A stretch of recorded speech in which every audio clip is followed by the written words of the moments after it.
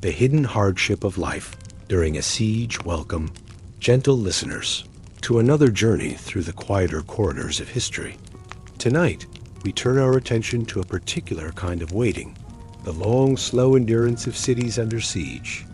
While the grand narratives of war speak of battles won and lost in the span of days, there exists another story entirely. The story of months and years spent behind walls, where time moves differently, where ordinary people face extraordinary circumstances with remarkable patience. A siege, you see, is not merely a military tactic. It is a transformation of life itself. It is the baker who continues to knead dough even as the grain stores dwindle. It is the mother who tells bedtime stories while cannon fire echoes in the distance. It is the slow arithmetic of survival, counted not in victories, but in days endured. Tonight, we will walk through 4 different moments in time, 4 different walls, 4 different ways that human beings have faced the prospect of being cut off from the world beyond their city's edge. We will move slowly through these stories, allowing ourselves to feel the weight of waiting, the strange rhythm of life under pressure, the small acts of courage that rarely make it into the history books. Let us begin with the sound of morning bells in Constantinople in the spring of 1453, when the greatest city in the Eastern world was about to face its final test. Verse 1. Inside Constantinople, 1453. The bells of Hagia Sophia rang out across Constantinople at dawn on the 15th day of April, 1453, as they had every morning for nearly 1,000 years. But Demetrios Kantacouzinos, standing in the dim light of his bakery, knew that each chime might be one of the last. The baker's hands moved through their familiar rhythm-measuring, mixing, kneading, while his mind calculated what his neighbors could not yet fully comprehend. The wheat stores that had seemed adequate in February were now carefully rationed. The ships that should have arrived from Genoa with spring provisions had been turned back by the Ottoman fleet now controlling the Bosphorus. And Sultan Mehmed II's massive army, which had seemed like a distant threat through the winter months, now stretched in an unbroken line from the Golden Horn to the Sea of Marmara. Demetrios had inherited this bakery from his father, who had inherited it from his father before him. 3 generations of bread making, of rising before dawn to ensure that the neighborhood would wake to the scent of fresh loaves. The ovens, built into the thick stone walls, retained heat through the night, a luxury that was becoming more precious with each passing day as firewood grew scarce. His wife, Anna, descended the narrow stairs from their living quarters above, carrying their youngest child, little Sophia, who was still heavy with sleep. The baby's breathing was soft and regular, a sound that had become precious in a city where everyone seemed to hold their breath. Anna's movements were careful, deliberate. She had learned to conserve her energy, to move with the fluid efficiency of someone who understood that each gesture must count. "The flour?" she asked, though she already knew the answer from the expression on her husband's face. "Enough for today," Demetrios replied, his voice carrying the particular weariness of a man who had been making the same calculation for weeks. "Perhaps tomorrow as well, if I stretch it with the barley." The barley bread was coarser, less satisfying, but it filled the stomach. More importantly, it allowed the precious wheat to last longer. These were the small mathematics of survival that had become the rhythm of their days. Not the grand calculations of generals planning assaults, but the humble arithmetic of making things last. Their eldest son, Constantine, named for the great emperor who had built this city, appeared in the doorway. At 14, he was old enough to understand the gravity of their situation, old enough to see the worry lines that had deepened around his parents' eyes. But he was also young enough to find wonder in the extraordinary circumstances that had transformed his familiar world. "The walls?" Demetrios asked, as he did every morning. Still standing, Constantine replied with a slight smile. It had become their ritual, this exchange. The walls of Constantinople were legendary triple-layered fortifications that had protected the city for over 1,000 years.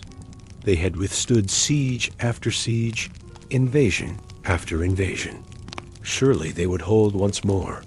But this morning, as Constantine spoke, they could all hear it, the distant sound of hammering. Not the familiar hammering of craftsmen and builders, but something else. Something larger, more systematic. The Ottomans were constructing something beyond the walls, something that required the coordination of hundreds of men working in shifts around the clock. Anna moved to the small window that faced west, toward the land walls. Through the narrow opening, she could see smoke rising in the morning air, not the domestic smoke of cooking fires, but the industrial smoke of forges working day and night. The enemy was building, preparing, crafting the instruments of war with the same methodical care that her husband used to craft bread. "They have time," she said quietly, more to herself than to her family. "They have all the time in the world." This was perhaps the cruelest mathematics of a siege. The besiegers, camped in the countryside, could wait. They could hunt, forage, receive supplies from distant provinces. They could build their engines of war with patience and precision. But those trapped within the walls lived in a world where time moved differently, where each day brought them closer to the moment when the stores would run empty, when the wells would run dry, when the walls would finally crack. Demetrios began to shape the morning's loaves, his hands working the dough with a gentleness that came from years of practice. The bread would feed perhaps 30 families today, 30 families, who would wake to find that normalcy, however fragile, still existed. That despite the massive army camped outside their walls, despite the strange new cannons that everyone whispered about, despite the emperor's increasingly desperate appeals for aid from the West, life continued. The baby stirred in Anna's arms, making the small sounds that infants make when they're beginning to wake. Anna hummed softly, a lullaby that her own mother had sung to her, that her grandmother had sung before that. These songs, passed down through generations of women, carried within them the memory of other difficult times, other moments when the city had faced uncertainty and survived. As the first loaves went into the oven, Constantine prepared to make his daily rounds. He would visit the neighbors, checking on the elderly, carrying messages between families, gathering the small pieces of news and gossip that kept the community connected. In times of siege, information became currency. Who had extra oil? Who needed help with repairs? Which of the city's defenders had been seen walking the walls in the pre-dawn hours? But first, he would stop at the fountain in the small square near their bakery. Water, even more than bread, had become the measure of their endurance. The city cisterns were deep and ancient, built by emperors who understood that Constantinople's strength lay not just in its walls, but in its ability to sustain itself during the long waits that sieges demanded. The fountain still ran clear and cold, fed by aqueducts that reached far into the countryside. But everyone knew that the Ottomans had found these aqueducts, had mapped them, had the power to cut them off. For now, the water flowed. For now, the city could drink. Constantine filled his family's jug with the slow deliberation of someone who understood that even this simple act was a small victory. Each day that the water flowed was another day that the city could endure. Each morning that the fountain sang its quiet song was proof that Constantinople remained unconquered. Returning to the bakery, he found his father pulling the first loaves from the oven. The bread was darker than it had been in February, containing more barley and less wheat, but it still carried the rich, yeasty scent that meant sustenance, that meant home.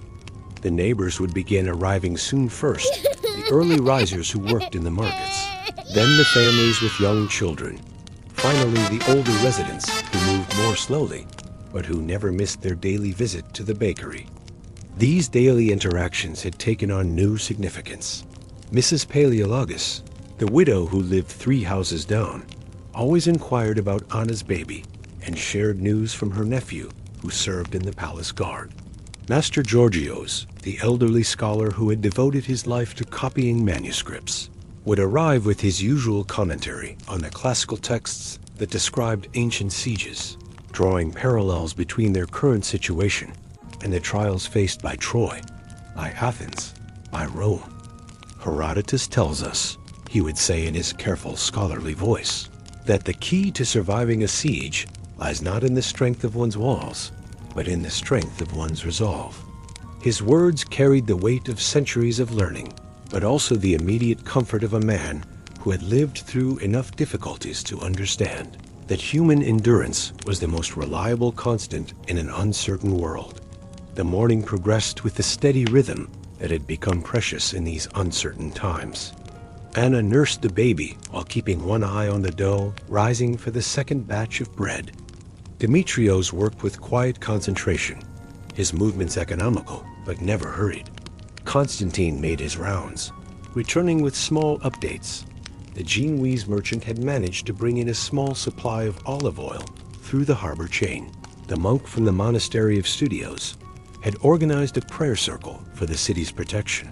The Emperor Constantine XI had been seen walking the walls again, speaking quietly with his advisors. These fragments of information wove together to create the texture of life under siege. Not the dramatic moments that would be recorded in the histories, but the ordinary persistence of people who had decided to continue living, continue hoping, continue making bread and raising children and maintaining the small rituals that gave meaning to their days. As the morning moved toward midday, the sounds from beyond the walls grew more distinct. Hammering, joined by other noises, the creaking of heavy machinery, the shouting of orders in a language they didn't understand, the occasional blast of horn or trumpet. The Ottoman army was vast, organized, and patient. They had settled in for what everyone knew would be a long wait. But inside the walls, life continued with its own patient rhythm. The baker's family would work through the day, serve their neighbors, count their supplies, and prepare for another night of uncertain sleep. They would wake tomorrow to the same calculations, the same careful measurements, the same quiet determination to endure. This was the reality of siege, not the dramatic clash of armies, but the slow test of endurance. It was measured not in hours, but in weeks, not in battles, but in the gradual arithmetic of survival. And in a bakery on a quiet street in Constantinople, a family continued to make bread, continued to hope, continued to believe that the walls that had protected their city for 1,000 years would hold for just a little longer. The great bells of Hagia Sophia rang out the noon hour, their bronze voices carrying across the city as they had for centuries. In the distance, barely audible beneath the familiar chimes, came the sound of the Ottoman camphoran, persistent, patient. But here, in the warm space of the bakery, surrounded by the scent of bread and the quiet murmur of family conversation, normalcy persisted. Tomorrow would bring its own challenges, its own calculations, its own small victories and defeats. But today, the ovens were warm, the water still flowed, and the great walls of Constantinople still stood against the world. Segment 2. The girl who survived the siege of Leningrad. The pencil was getting shorter. This was not the kind of observation that would have mattered to 12-year-old Tanya Savisheva in the autumn of 1941, when pencils were simply tools for schoolwork, when the length of a pencil stub was measured against the completion of arithmetic problems or the copying of poetry assignments. But by January of 1942, as she sat in the cold corner of what had once been her family's warm apartment, the pencil had become something else, entirely a witness, a companion, a way of marking time in a city where time had taken on the weight of survival. The notebook was small, ordinary, the kind that Soviet schoolchildren carried for copying lessons and practicing their careful Cyrillic letters. But the words Tanya wrote in it during the winter of 1942 would outlive the siege, outlive the war, outlive Tanya herself.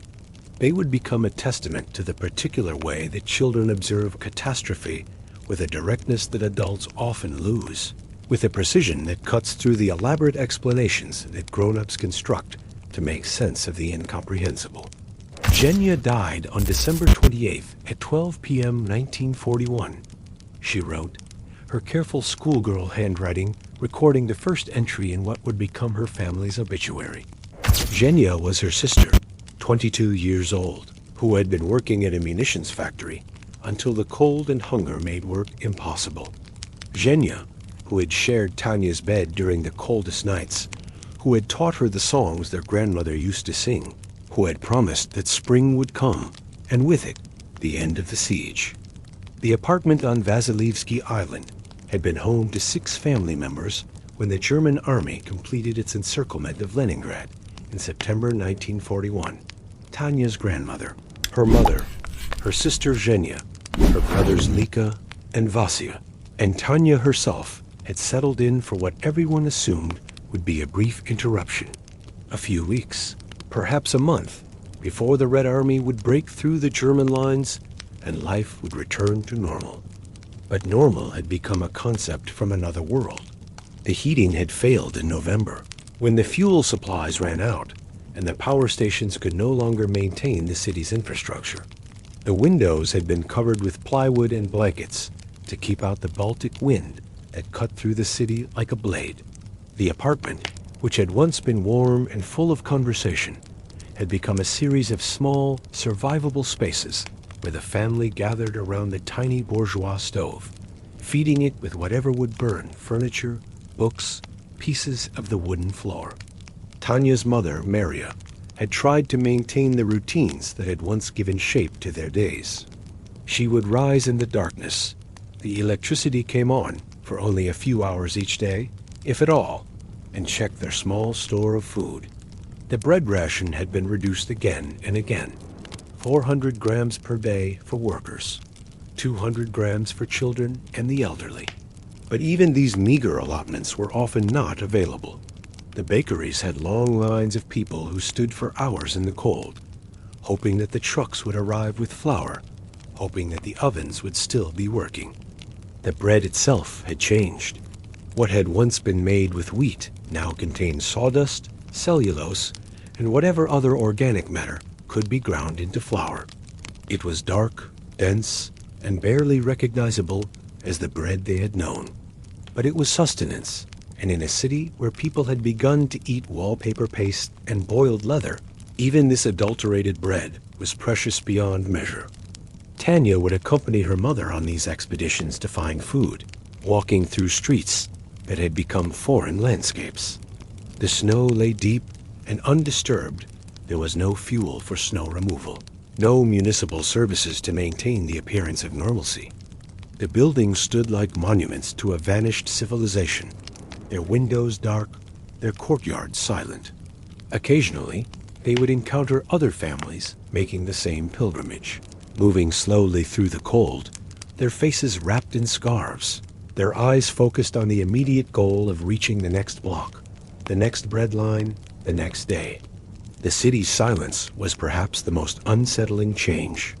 Leningrad had been a place of noise trams, automobiles, the sounds of construction and commerce, the voices of nearly 3 million people going about their daily lives. But the siege had brought a different kind of quiet, broken only by the distant sound of artillery, the occasional rumble of aircraft, and the shuffle of footsteps in the snow. In this silence, small sounds became significant. The scratch of Tanya's pencil against paper, the whisper of pages turning as her grandmother read from the books they had not yet burned for fuel, the soft conversations between her mother and the neighbors, who would gather in the evenings to share whatever news they had managed to gather, rumors of supply convoys, reports of battles beyond the siege lines, speculation about when the blockade might end. Grandma died on January 25th at 3 p.m. 1942, Tanya wrote in her careful script. Her grandmother had been the family's storyteller, the keeper of memories from before the revolution, from before the Soviet Union, from a time when Leningrad had been St. Petersburg, and life had followed different rhythms. Even during the worst weeks of the siege, she had continued to tell stories, fairy tales from her childhood, memories of festivals and celebrations, descriptions of foods that seemed mythical to a girl who had not seen fresh fruit in months. The old woman had died quietly, without drama or struggle. She had simply become too weak to continue, had closed her eyes one afternoon and never opened them again. There was no funeral, no ceremony. Bodies were wrapped in sheets and taken to collection points, where they waited for transport to mass graves outside the city. Death had become administrative, a logistical problem to be managed rather than a tragedy to be mourned. But Tanya mourned in her own way, with her pencil and her notebook, recording the diminishment of her world with the precision of a clerk keeping inventory. Each entry was brief, factual, devastating in its simplicity. She did not elaborate on the circumstances, did not describe the suffering that preceded each death. She simply noted the time, the date, the fact of ending. Lika died on March 17th at 5 a. 1942. Her brother had been 17, old enough to understand what was happening to their city, old enough to try to help in whatever ways he could. He had made expeditions to find fuel, had traded family possessions for food, had maintained the small repairs that kept their apartment barely habitable.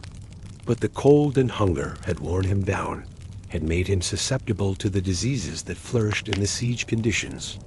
The winter of 1942 was particularly brutal, with temperatures dropping far below normal and staying there for weeks at a time. The Baltic winds howled through the city, finding every crack in the makeshift winterization that families had attempted. People wore multiple layers of clothing, slept fully dressed, huddled together for warmth. But for many, especially the young and the elderly, the cold became another enemy in a war that had already taken so much. Tanya continued to attend school when it was open, though the classroom was as cold as the street, and the lessons had been adapted to the realities of siege life. The children learned to identify different types of aircraft by their sound, to recognize the whistle of incoming artillery, to calculate food rations and fuel consumption. These were practical skills for practical times, education adapted to the needs of survival. But they also continued to study literature, mathematics, and history. The teachers, themselves growing thinner and weaker, maintained the fiction that normal life would resume, that these children would need to know poetry and algebra and the dates of historical events. This insistence on education was its own form of resistance, a quiet assertion that the human spirit could not be reduced to mere survival. Uncle Vasya died on April 13th at 2 a.m. 1942, Tanya wrote. Her uncle had been living with them since his own apartment had become uninhabitable. He had been a cheerful man before the siege, known for his jokes and his ability to fix mechanical things. But the siege had transformed him, as it had transformed everyone, into someone focused entirely on the immediate necessities of staying alive. The entries in Tanya's notebook became a rhythm, a terrible calendar that marked the passage of time, not in seasons or holidays, but in loss. Each death was noted with the same careful attention to detail, the same schoolgirl precision. The handwriting remained neat despite the cold that made holding a pencil difficult, despite the weakness that came from chronic hunger. Uncle Lisha died on May 10th at 4 p.m. 1942. The apartment was becoming emptier, quieter, more manageable in terms of resource allocation, but less bearable in terms of human companionship. Tanya and her mother were alone now, two people in a space that had once housed six, surrounded by the belongings of the deceased clothing that could be traded for food, books that could be burned for fuel, photographs that served as reminders of a world that seemed increasingly distant. The siege entered its second year with no end in sight. The German army had settled into defensive positions, content to wait while the city consumed itself. Supply lines across Lake Lada brought some relief during the summer months when the water was navigable. But these shipments were sporadic and insufficient. The city's population had been reduced by starvation, disease, and evacuation, but those who remained faced the same daily calculations of survival. Tanya's mother began to weaken visibly as the months passed.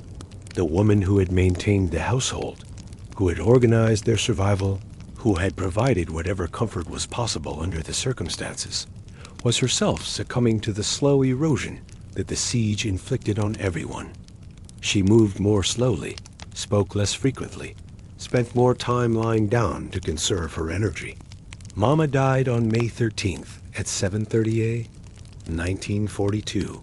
Tanya wrote, her careful letters forming the words that marked the end of her family. She was 12 years old, alone in an apartment that had become a tomb, in a city that had become a testing ground for human endurance. The final entry in her notebook was different from the others. Instead of recording a death, she wrote, "Savachev's died. Everyone died. Only Tanya is left." The words carried the weight of absolute solitude, the terrible arithmetic of a siege that had reduced a family to a single survivor, a household to a single voice, a complex web of relationships to the scratching of a pencil on paper. But Tanya would not remain alone much longer. The neighbors, checking on the apartment, found her weak and barely conscious. She was evacuated from the city with a group of other children, taken to a hospital in the countryside, where doctors tried to repair the damage that months of starvation had inflicted on her young body. The siege of Leningrad would continue for another year, but Tanya would not live to see its end. The malnutrition and illness she had endured had done damage that could not be reversed. She died in July 1944 at the age of 14, her brief life having served as witness to one of history's most brutal sieges. Her notebook, with its 9 entries recording the deaths of her family members, survived. It became evidence at the Nuremberg trials, a child's testimony to the deliberate starvation of civilians. But beyond its historical significance, it remains a document of remarkable resilience proof that even in the midst of unimaginable suffering, a 12-year-old girl could find the strength to bear witness, to record truth, to maintain the careful handwriting she had learned in better times. The pencil stub, worn down to almost nothing by the time Tanya made her final entry, had become a tool of memory, a way of insisting that her family's existence mattered, that their deaths should be recorded, that someone should know what had happened in a small apartment on Vasilivsky Island during the winter of 1942. In the terrible arithmetic of siege warfare, Tanya's notebook represents a different kind of calculation, not the strategic mathematics of military commanders or the logistical equations of supply officers, but the simple, devastating mathematics of a child counting loss, measuring time in the deaths of those she loved, marking the passage from family to solitude with the precision of a student who had learned her lessons well. Verse 3, the unseen tactics of the Assyrians in the archives of Nineveh, carved into clay tablets that would survive long after the empire that created them had turned to dust. Assyrian scribes recorded the methodical details of siege warfare with the same careful attention they devoted to tracking grain harvests or recording royal genealogies. These cuneiform inscriptions, discovered centuries later by archaeologists sifting through the ruins of ancient cities, reveal a civilization that had transformed the chaotic business of war into something approaching a science, a systematic approach to the patient work of breaking down walls and breaking down the will of those who sheltered behind them. The Assyrians understood, perhaps better than any civilization before or since, that a siege was not merely a military operation, but a complex exercise in applied psychology, engineering, and logistics. They had studied the anatomy of cities the way a physician studies the human body, identifying the vital points where pressure could be applied most effectively. They knew that every settlement, no matter how well fortified, depended on the same basic requirements: water, food, hope, and the belief that resistance was worthwhile. King Sennacherib, who ruled from 705 to 681 BCE, was perhaps history's most systematic practitioner of siege warfare. His scribes recorded his campaigns with meticulous detail, not from any sense of historical preservation, but from the practical understanding that successful techniques should be documented, refined, and passed down to future generations of military commanders. These records, written in the formal language of royal propaganda, but containing precise technical details, provide an unprecedented glimpse into the machinery of ancient warfare. The siege of Lachish in 701 BCE represents the Assyrian method at its most refined. Lachish was not merely another rebellious city to be punished. It was a fortress that controlled the approaches to Jerusalem, a strategic position that had to be taken before Sennacherib could complete his campaign in Judah. The city sat on a hill, surrounded by massive walls built of stone and reinforced with earth. Its defenders had prepared for siege, stockpiling food and water, training the population in the use of weapons, organizing the kind of civilian resistance that had frustrated conquerors throughout history. But Sennacherib approached Lachish with the patience of an engineer solving a technical problem. His army did not rush forward in the hope of achieving a quick victory through assault. Instead, they established a careful perimeter around the city, close enough to prevent anyone from entering or leaving, far enough away to avoid the arrows and stones that the defenders could launch from the walls. This perimeter became a second city, a temporary settlement that housed thousands of soldiers, craftsmen, siege engineers, and the vast support network that Assyrian military campaigns required. The work began immediately, but it was not the work of battle. It was the work of construction. Teams of engineers surveyed the approaches to the city, studying the terrain with the eye of architects planning a building project. They identified the weakest points in the fortifications, the places where the natural topography could be used to advantage, the angles of approach that would provide the best protection for their siege engines. Meanwhile, other teams began the patient work of construction. The Assyrians had perfected the art of the siege ramp, a massive earthwork that could be built up against a city as walls, allowing attackers to approach the fortifications at the same level as the defenders.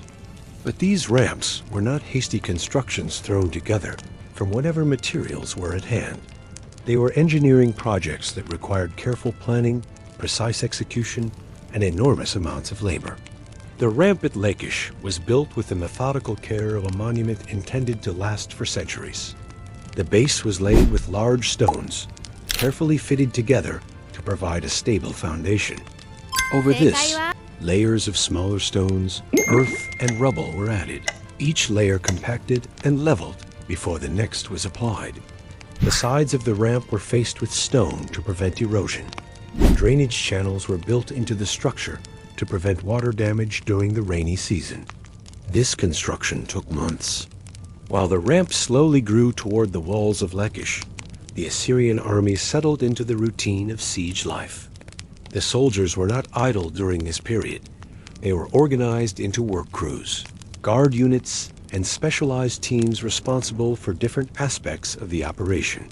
Some maintained the perimeter, preventing anyone from entering or leaving the city. Others worked on the construction projects. Still others were responsible for gathering intelligence, interrogating any prisoners who could provide information about conditions inside the city. The psychological warfare began as soon as the siege perimeter was established. The Assyrians understood that the defenders' morale was as important a target as their physical fortifications.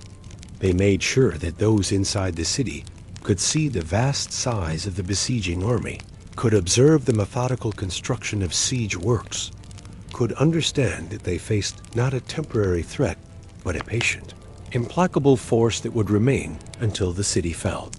Assyrian psychological tactics were sophisticated and carefully planned. They would position their most impressive siege engines where they could be clearly seen from the walls. They would conduct military exercises in full view of the defenders, demonstrating their discipline and organization. They would display the heads of enemies from previous campaigns, a grim reminder of what happened to those who resisted too long. But perhaps most effective was their use of time itself as a weapon. The Assyrians had supplies for months, even years if necessary. Their soldiers were professionals, paid by the empire and comfortable with the routines of campaign life.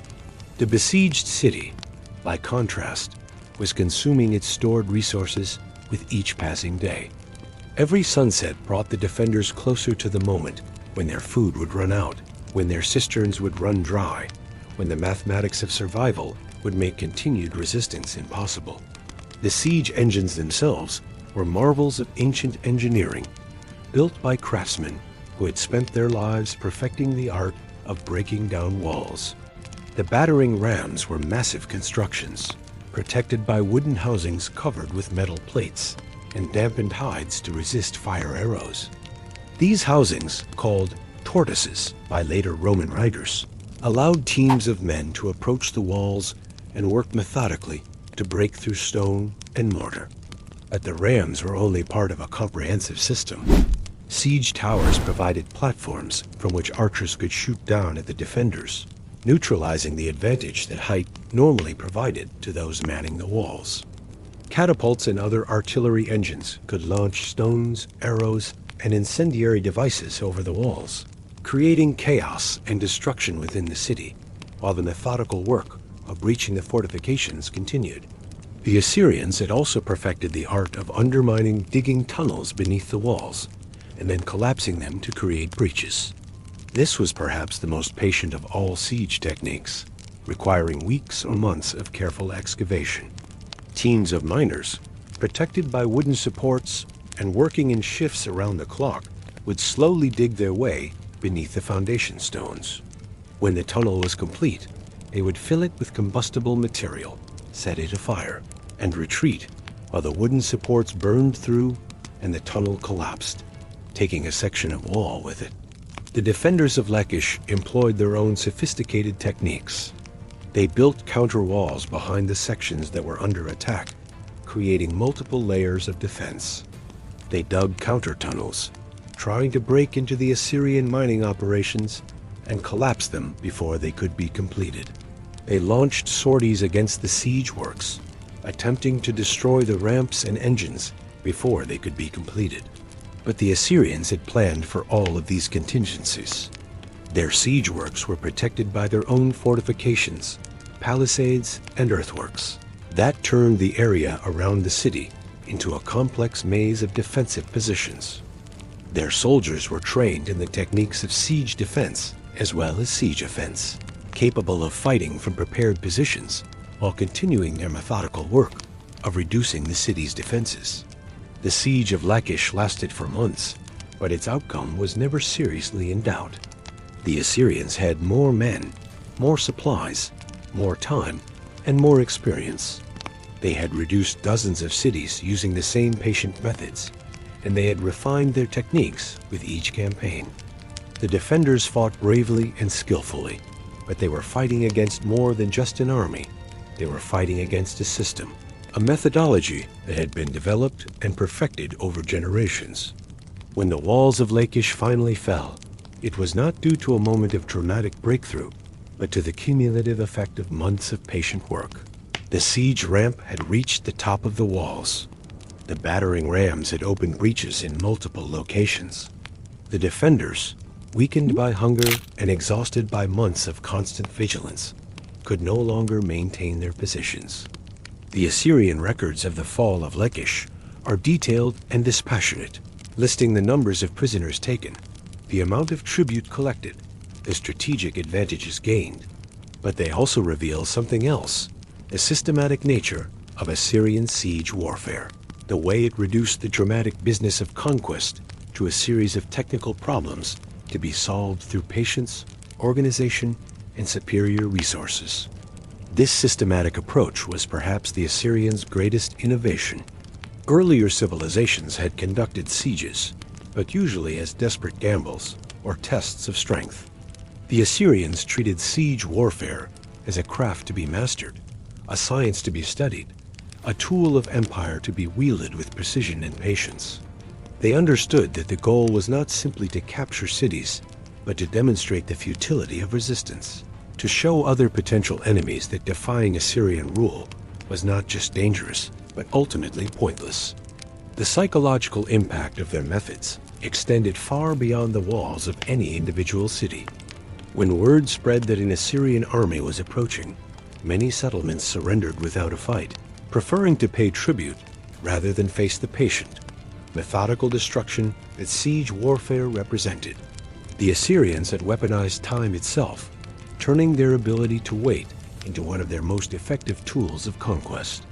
In the end, the Assyrian approach to siege warfare was successful precisely because it was boring, not in the sense of being uninteresting, but in the sense of being methodical, repetitive, and relentlessly systematic. They had taken the chaotic drama of war and reduced it to an engineering problem complete with technical manuals, specialized equipment, and professional practitioners who approached their work with the same careful attention to detail that other craftsmen brought to pottery or metalworking.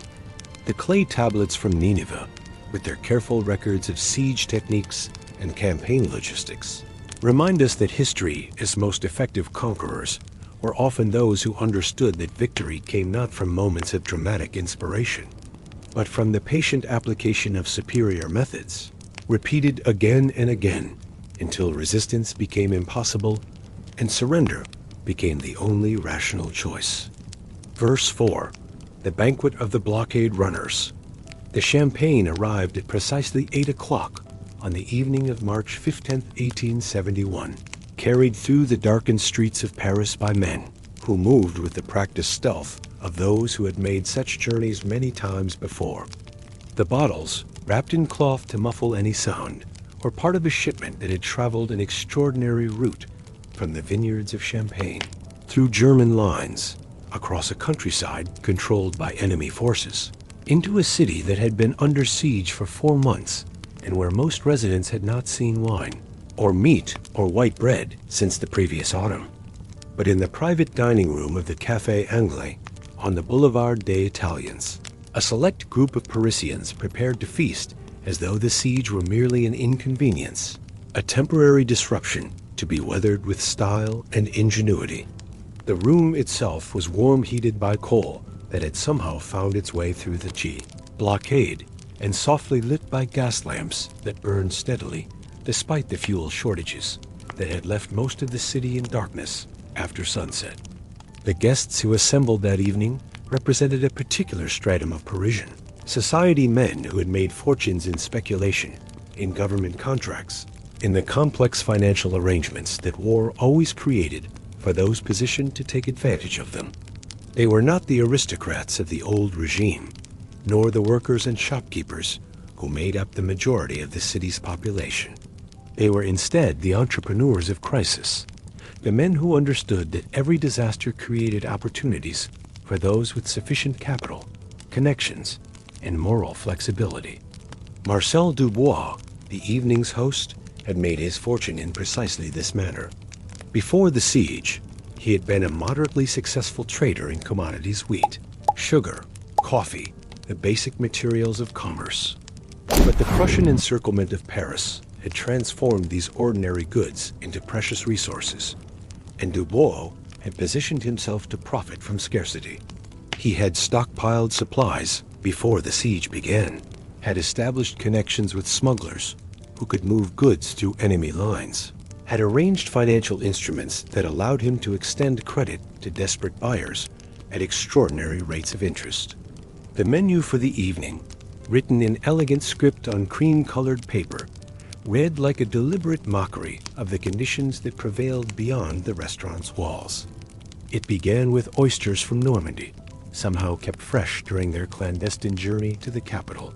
The soup course featured a rich consomme made from actual beef, not the horse meat that had become the protein source for ordinary Parisians, not the cats and dogs that were being sold in the markets of working-class neighborhoods, but genuine beef from cattle that had been slaughtered specifically for this purpose.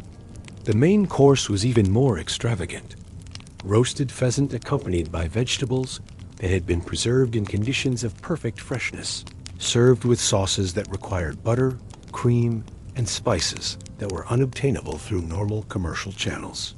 The wine selection included not only the champagne, but also rare vintages from Bordeaux and Burgundy, bottles that represented more wealth than most Parisian families would see in a year of peacetime prosperity. As the guests settled into their chairs, the conversation naturally turned to the subject that dominated all discourse in the besieged city: the progress of the siege, the prospects for relief, the increasingly desperate conditions that prevailed in the streets beyond their comfortable sanctuary. But their perspective on these matters was fundamentally different from that of the ordinary citizens who waited in bread lines and burned furniture for warmth. The blockade runners brought in another shipment of coffee yesterday, announced Henry Moreau, a banker who had specialized in financing smuggling operations. The profit margins are extraordinary.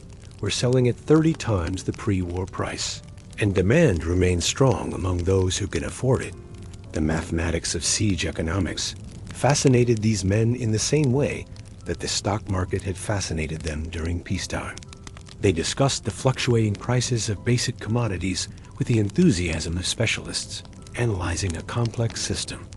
Bread, when it could be obtained, was selling for prices that would have been unimaginable 6 months earlier. Meat had become so scarce that butcher shops displayed rats alongside more traditional fare, and even these were priced as luxury items. But for the men gathered in the Café Anglais, these inflated prices represented not hardship, but opportunity. They had positioned themselves to benefit from scarcity, had established the financial instruments and supply chains that allowed them to profit from others' desperation. They were not evil men. Exactly, they genuinely believed that their activities served a useful economic function, that their willingness to take risks and provide scarce goods was a form of public service. The beauty of our position, explained Dubois, gesturing with a crystal glass filled with wine that cost more than a working man's monthly wages, is that we provide genuine value. The city needs these supplies, and we have found ways to obtain them despite the blockade. The prices are high, certainly, but they reflect the real costs and risks involved in this enterprise. This rationalization was common among the blockade runners and war profiteers. They saw themselves as essential merchants, providing services that the regular economy could not deliver under siege conditions. They pointed to the goods they brought into the city, the employment they provided to smugglers and porters, the taxes they paid to the provisional government. From their perspective, they were patriots who had found ways to serve their city while also serving their own interests. But the reality of their operations was more complex and morally ambiguous than their self-justification suggested. The routes they used to bring goods into Paris were available to them precisely because they could afford to pay the bribes, protection money, and transport costs that such operations required. The German forces surrounding the city were not impermeable. They could be negotiated with. Arrangements could be made. Blind eyes could be turned when sufficient financial incentives were provided. This meant that the blockade was never complete in the way that military historians would later describe it. There was always some movement of goods and people, always some commerce that continued despite the official siege. But this commerce was available only to those with sufficient capital to pay the extraordinary premiums that clandestine trade required. The wealthy could still obtain luxuries, could still maintain their accustomed standards of living, while the poor faced genuine starvation. The irony was not lost on observers who understood the true nature of the situation. While ordinary Parisians queued for hours to obtain their meager bread rations, while families burned their furniture to stay warm, while children grew weak from malnutrition, a small group of well-connected entrepreneurs were dining on delicacies that would have been luxurious even during peacetime abundance. As the evening progressed and the wine flowed more freely, the conversation became more candid about the realities of their situation. The guests acknowledged, with the frankness that alcohol and good fellowship encouraged, that their position was somewhat precarious. The siege could not continue indefinitely, and when it ended, there might be a reckoning for those who had profited from the city's suffering. The commune grows stronger every day, observed one guest, referring to the radical political movement that was gaining influence among Paris's working classes. They speak increasingly of war profiteers, of those who have grown fat while others starved. When this siege ends, we may find ourselves facing questions about our activities. This concern was well-founded. The Paris Commune, which would briefly seize control of the city after the siege ended, would indeed target the war profiteers and blockade runners for retribution. But for now, in the warm glow of the restaurant's gas lamps, with excellent food and wine creating an atmosphere of temporary security, such concerns seemed distant and manageable. The dessert course arrived with its own theatrical flourish, elaborate confection of spun sugar and imported chocolate, accompanied by coffee that had been roasted from beans that had somehow maintained their quality, despite their clandestine journey to the city. The contrast with conditions elsewhere in Paris could not have been more stark. In the working-class districts, families were boiling leather to make soup, were grinding bark and roots to supplement their bread rations, were slowly succumbing to the diseases that flourished when populations were weakened by chronic malnutrition. But in the private dining rooms of establishments like the Café Anglais, the siege had created not hardship but opportunity, not sacrifice but profit, not solidarity but the deepening of existing inequalities. The blockade runners had discovered that catastrophe, like any other market condition, could be exploited by those with sufficient resources and flexibility. As the evening drew to a close, the guests made their arrangements for future meetings, future transactions, future opportunities to profit from the city's continuing distress. They would meet again the following week, would share information about new supply routes and changing market conditions, would coordinate their activities to maximize their collective advantage. The champagne bottles, now empty, were carefully collected and would be returned to the smugglers who had brought them into the city. Even the bottles themselves had value in the siege economy. They could be refilled with cheaper wine and sold to less discriminating customers, or could be used as containers for other scarce liquids. Nothing was wasted in an economy where everything had become precious. The guests departed into the cold night, wrapping themselves in coats made from furs that had been smuggled through the German lines at enormous expense. They walked through streets where other Parisians huddled in doorways, where families burned furniture to stay warm, where the desperate arithmetic of survival consumed every waking moment. But they moved through this landscape as visitors from another world, protected by their wealth from the hardships that defined existence for the vast majority of their fellow citizens. The story of the blockade runners represents perhaps the most morally complex aspect of siege warfare. Unlike the soldiers who fought and died, unlike the civilians who endured and suffered, the profiteers occupied an ambiguous middle ground. They were neither purely victims nor purely victimizers, but rather opportunists who had found ways to benefit from circumstances that brought misery to others. Their banquets, conducted in the midst of a starving city, remind us that even in the most extreme circumstances, human societies maintain their inequalities, their hierarchies, their systems of privilege and exclusion. The siege that brought desperate hardship to ordinary Parisians brought extraordinary profits to those positioned to exploit it. The blockade that cut the city off from the world was porous enough to allow luxury goods to flow to those who could afford them. In the end, the champagne that bubbled in crystal glasses on that March evening in 1871 represented more than mere indulgence. It was a symbol of the complex ways that human societies adapt to crisis, the manner in which catastrophe creates opportunities alongside suffering, the persistent reality that even the most democratic disasters affect different people in fundamentally different ways. The siege would end, the commune would rise and fall, the profiteers would face their reckoning.